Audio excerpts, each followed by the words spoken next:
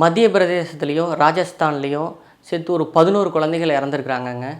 அதுக்கு காரணம் தமிழ்நாட்டில் உள்ள ஒரு பிரபல மருந்து கம்பெனின்னு தான் சொல்கிறாங்க. இது சம்மந்தமாக தான் நம்ம பேச போகிறோம். வாங்க டாபிக் உள்ளே போகலாம். நான் உங்கள் ராஜ்குமார்.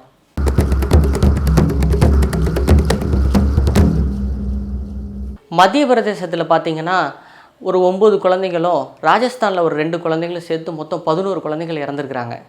இதுக்கு காரணம் என்னென்னா, அவங்க அந்த குழந்தைகளுக்கு பார்த்திங்கன்னா அங்கங்கமா எல்லாமே ஒரே இடத்துல உள்ள குழந்தைகள் கிடையாது.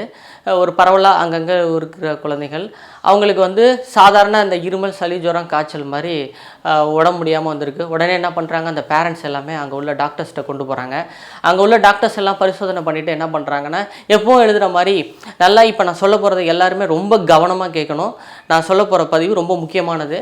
அவங்க என்ன சொல்லியிருக்காங்கன்னா, அந்த டாக்டர் எழுதக்கூடிய அந்த மருந்து என்னென்னா கோல்ட்ரிஃப் பேட்ச் நம்பர் SR13 மே 2025 அது உற்பத்தி செய்யப்பட்டிருக்குது.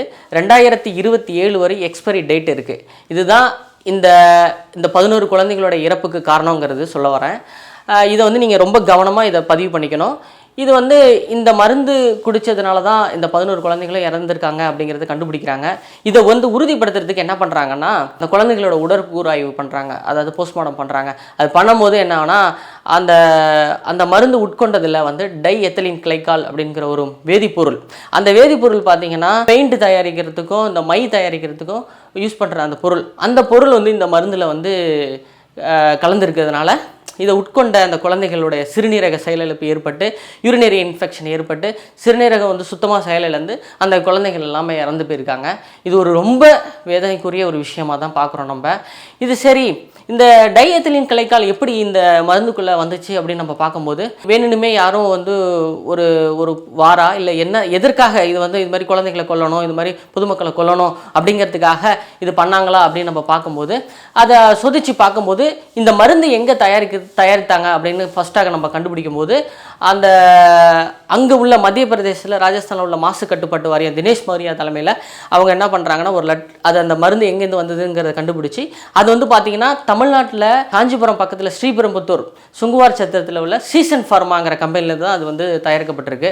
உடனே என்ன பண்ணுறாங்க, சுகாதாரத்துறையிலேருந்து இங்கே உள்ள மாசு கட்டுப்பாட்டு வாரியம், இங்கே மருந்து கட்டுப்பாட்டு வாரியத்துக்கு ஒரு கடிதம் எழுதுகிறாங்க.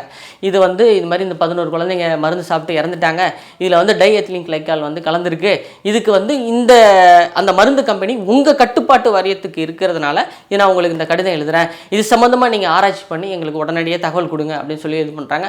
உடனே என்னன்னா, நம்ம மாசு கட்டுப்பாட்டு வாரியம் தலைமையிலையும் சரி, மருந்து கட்டுப்பாட்டு வாரியம் சரி, ஒரு தனிப்படை ஒரு அமைஞ்சு விரிவாக போய் 2 நாள் சோதனை பண்ணுறாங்க.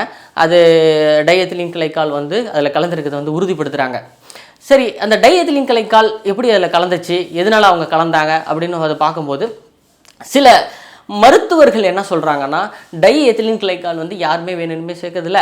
இப்போ அந்த கம்பெனிலாம் முறையாக பர்மிஷன் வாங்கி பல வருஷமாக ஃபீல்டில் இருக்கிற ஒரு கம்பெனி திடீர்னு இந்த மாதிரி ஒரு செயலை செய்யாது. அது கண்டிப்பாக அந்த மாதிரி ஏற்றுக்க முடியாத விஷயம். அதேமாதிரி எந்த ஒரு மருத்துவர்களும் தவறான மருந்துகள் எழுத மாட்டாங்க. பல நாட்கள் புழக்கத்தில் இருந்து சக்ஸஸாக இருக்கிற மருந்தை தான் எழுதுவாங்க.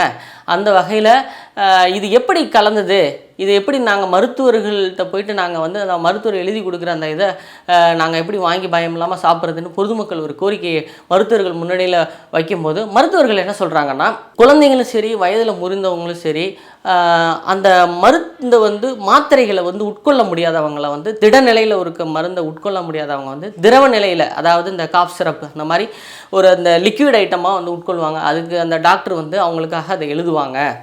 அப்படி அந்த திடநிலையில் உள்ள மருந்தை திரவ நிலைக்கு மாற்றுறதுக்கு சார்பிட்டால் கிளைசரின் அப்படிங்கிற ஒரு மூல வேதிப்பொருள் அதை மாற்றும்.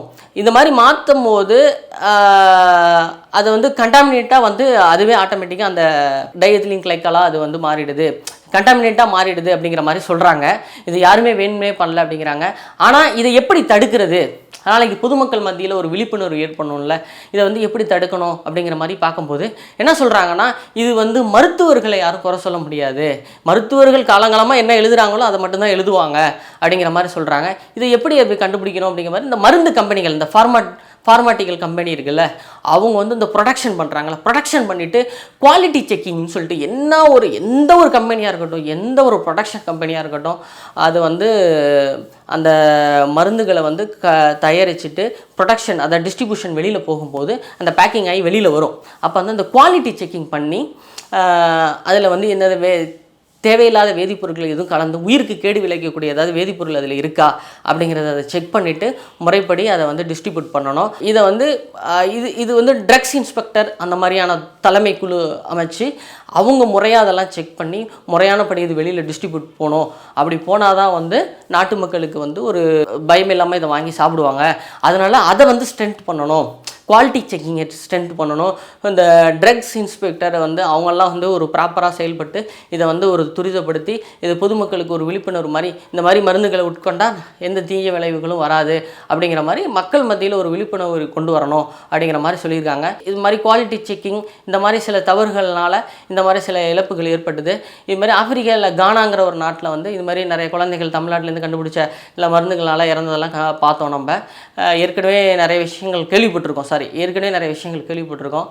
அதன் அடிப்படையில் இந்த மாதிரி மருந்துகள் முறையான குவாலிட்டி செக்கிங் பண்ணி வெளியில் வரணும். அது மாதிரி இதனால் என்ன மருத்துவர்கள் மேலே தவறான அபிப்பிராயம் ஏற்படுது. இந்த மாதிரி விஷயங்களை வந்து நம்ம தவிர்க்கணும்.